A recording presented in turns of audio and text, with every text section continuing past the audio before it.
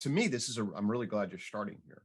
I wish that people understood this problem more. I think it's at the center of many different things. Um, so the way I like to frame it is to say, hey, when physics got started, there was a lot of confusion about exactly how to define matter and motion. Although physicists were pretty clear that what they were interested was that topic. And then you get Newton comes along and he transforms a pre-paradigmatic set of insights into a full paradigm. Okay. And we get the real articulation and architecture of modern empirical science with Newton. And what you have is a very clear analysis, mathematical, experimental, theoretical of sort of classic matter and motion. Okay. And so we have a science of physics that's very clear about what its subject matter is. Chemistry emerges in relationship to that, biology in terms of its science of life, and a lot of other natural sciences then grow around this structure. Okay. In the middle of the 19th century, the success of modern empirical natural science naturally then draws people to start to think seriously about the mind, consciousness, human intelligence capacities, etc. And what you get is an emergence of we're going to apply the methods of science to psychology. Okay. But something very interesting happens shortly after this, within the first 50 years. And that is, there is no way that individuals can agree on the domain of the mental, okay, in a way that they can agree on the domain of the living or the domain of the material. So we get the physical and chemical sciences being pretty clear about, the word I'll use is their ontology. That is the thing in the world that they're about. Okay. Biologists come along and they can place their interest in the world scientifically in a pretty clear ontology. No one really debates that biology is the science of life. And although there's differences in opinion about what exactly constitutes life and the ingredients that go into it, everyone knows that a bacterial cell's alive. They know that viruses are interesting in that regard, and they know that a molecule is not alive. And then there's the world of the living, and the science of biology is the world of the living. Okay. And you bring the methods of science to understand ontologically what life is and how it works. Okay. Then you get to psychology. It has no subject matter. What do you mean by that? Didn't you just say it was about mind? And it's like, yeah, but we don't define mind in any way like we define life and matter, because we don't know what our referent is, and everybody's got different kinds of reference, and no one can agree on how to put all the reference together to give you a coherent whole. Okay. So what happened to the field of psychology is that it started to grow in different schools of thought, actually very similar to the way Newton's pre-Newton physics was. Okay. But then what happened is that they never put the system together, and instead was like, well, you'll never will put the system together. What we're a science of is we're a science because we apply the methods of science to whatever the mental is. Okay. So by the middle of the 20th century, 19 in America, we get this emergence of the science of psychology is the science of behavior and mental process, where behavior was what's available to us via the scientific method, and mental processes are what maps, the researcher maps as what they think is the cause or a mediating input-output relation. This is now in mainstream psychology. Radical behaviors are different. So the bottom line is, there is no agreement about what we mean by mind or mental process. That's a miracle. That's like, oh my, what do you, really? Like, we don't know what we mean. And the answer is, yeah, that we don't know what we mean. And that's amazing. One of the quotes from I think the second chapter of your book that really stuck out to me was, I forget which psychologist it was that said it, but it was essentially that psychology had its institutionalization before it had its content, and its methods before it had its problems. That's right. Sigmund Koch. Sigmund Koch, thank you. And that just seems to be a novel and kind of remarkable historical development. Like, how does that work? Right. But what the interesting thing is for you want everyone that understands history and theory and psychology knows this is the case. So this is not a mystery. It's not poorly documented. It's unbelievably well documented. There's an entire history here. And the field, then shifts over to methods and then pretends that methods equal science. Okay. That's not right. All right. Methods are used as a tool to understand reality. The periodic table of the elements in chemistry and in physics, that's like our knowledge. And we use the methods of science to get knowledge about atoms and molecules. We don't know what we mean by mind, and that's amazing. So yeah, they get the methods, they institutionalize the methods, and we lose track of the ontology, the subject matter. And that's real. And in my current book that I just finished, I got to just get through the reference and submit. It's called The Problem of Psychology and a New Vision for Its Solution. I take the analysis I did in my first book and deepen it at a philosophical level even further and articulate the proper philosophical solution, meaning the metaphysical and ontological solutions that then set the stage for a meta-theoretical solution, which I outlined in that first book quite explicitly. Right. So is part of this because psychology is unique in that it has these competing interests? I think you talk about values in one of the chapters, these competing interests between a therapeutic application and the theoretical side of it. Like even going back to Vygotsky, there's this sort of separation between a rational explication and phenomenal experience. Totally. So psychology becomes this hub of different facets that can't get defined. So lots of things get attached to it. So there are a number of different problems that never get resolved, and then everything gets amalgamated just into an incoherent institutional arrangement. Okay, so let's break some of those down. So one is inside of science.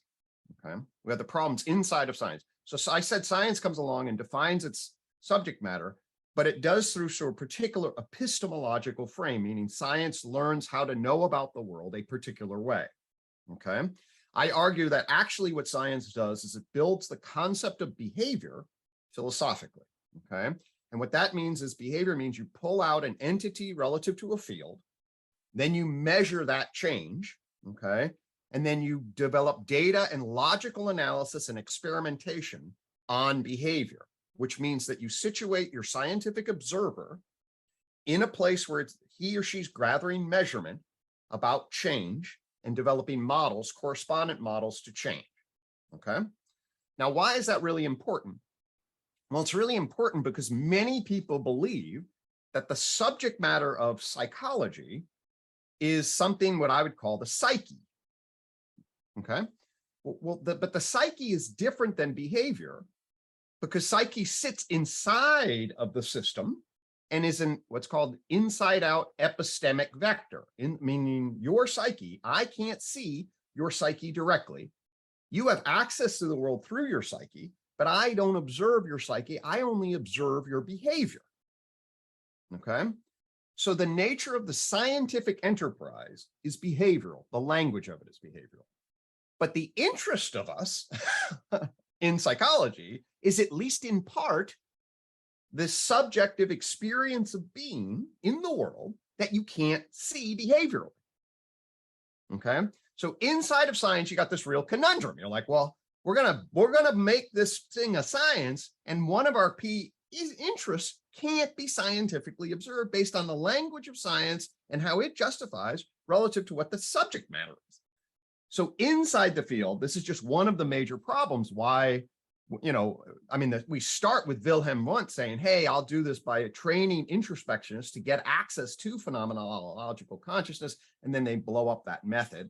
There's good historical debate about whether that's a good thing to do or not, but that's the issue. You can't get at it directly, okay?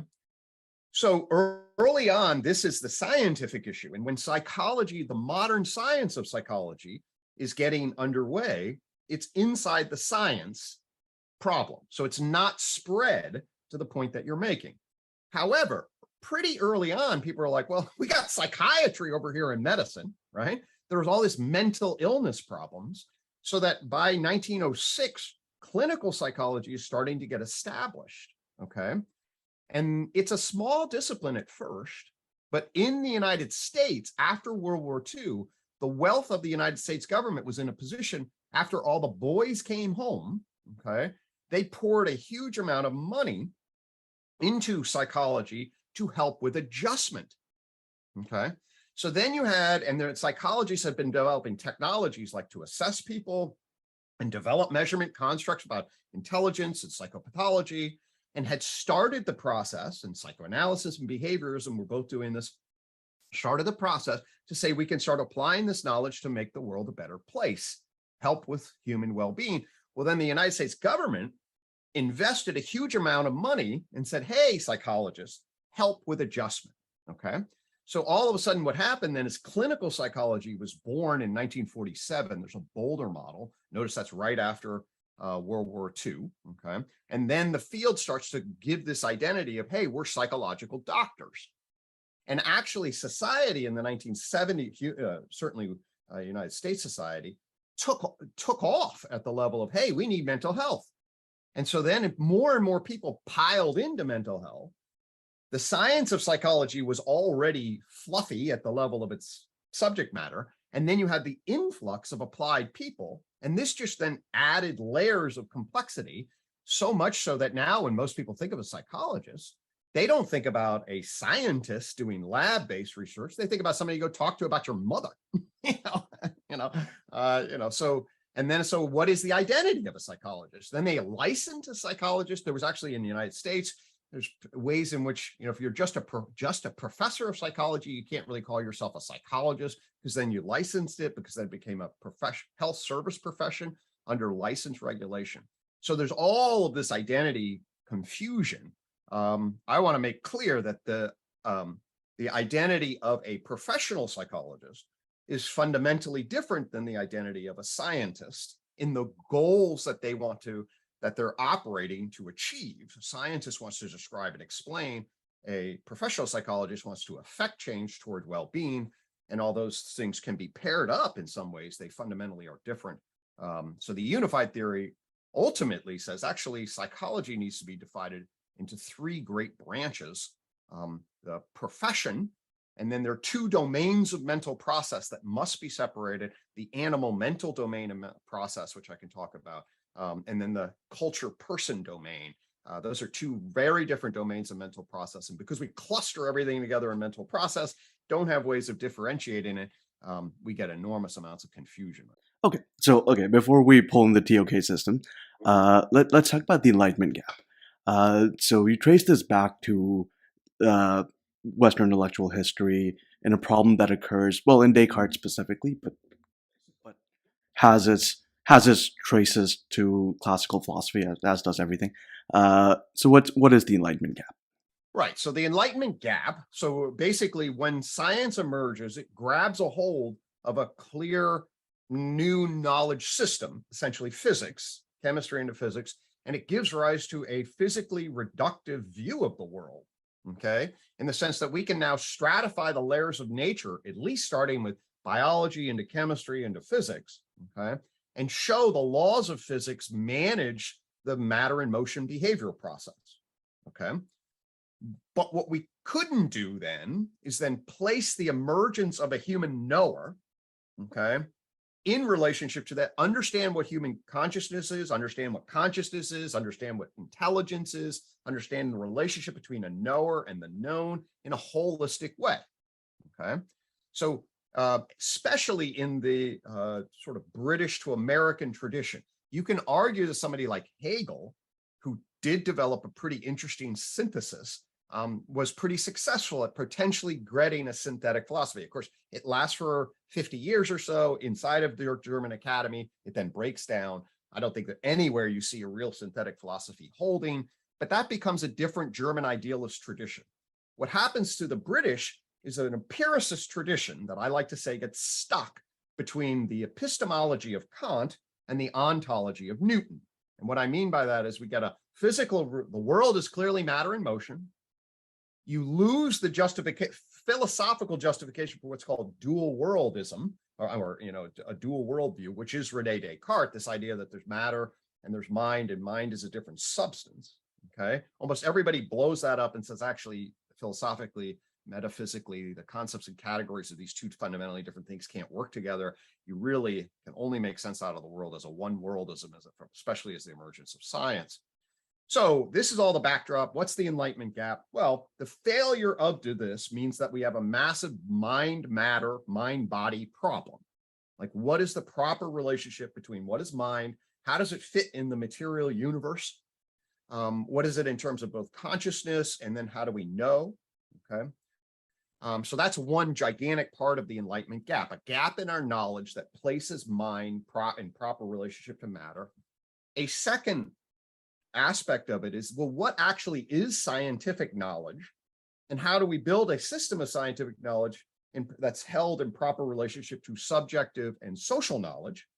Yeah, the dimension here is you can really see the tensions between modernism, which is like, oh, science gives us a transcendent way of understanding reality.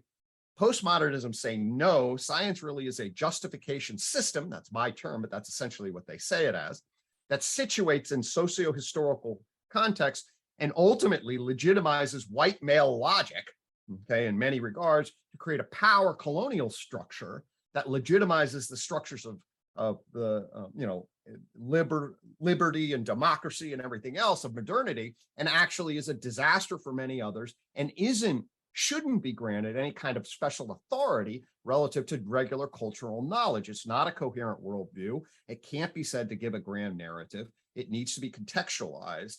And so the postmodern critique says, no, you have to contextualize science. You can't justify it as some transcendent knowing systems.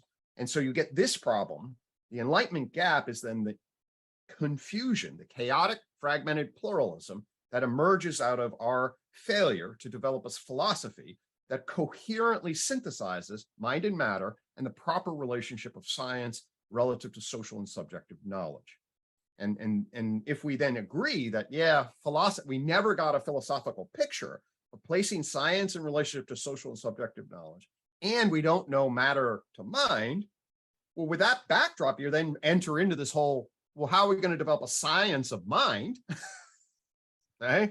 And now all of a sudden you're at the foot of the problem of psychology. Well, of course, if we lack a conceptual structure to answer these two questions, inevitably the problem of psychology would arise as it starts to get institutionalized. And that's exactly what happened.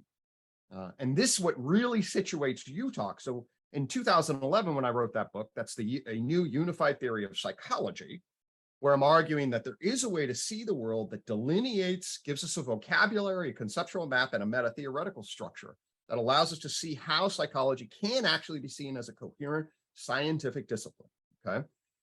But actually, the way in which I saw that was actually embedded or in a larger problem, a foundational philosophical problem that arises with science and breaks our knowledge systems. So now the current framework that I developed is called UTalk, which is Unified Theory of Knowledge, and is actually situated to say, hey, we can actually solve the Enlightenment gap, which also then grounded then in the solution to the problem of psychology. So it's a huge deal in relationship to kind of really a fundamental shift in the grammar of our knowledge systems to get in right relation, matter and mind, and the nature of science relative to social and subjective knowledge. We don't have that at all. I argue UTalk is really the first system that's going to afford us the capacity to get coherent there. It's not just a problem of psychology. Psychology happens to be particularly important to us and in the ways that it's fragmented. But the problem is of how science develops in general and how we should. Well, right. And how to understand scientific knowledge coherently, what it says about the universe, and place your subjective quality experience of being, place wisdom and values in relationship to that. And so the short answer is that science emerged, but it fragmented off psyche and wisdom. Okay. And UTalk puts together a coherent picture of science with psyche and wisdom for the first time. So it gives us a post-science coherent synthetic philosophy that organizes science's relationship to psyche and relationship to wisdom. And that's exciting. We clearly don't have that.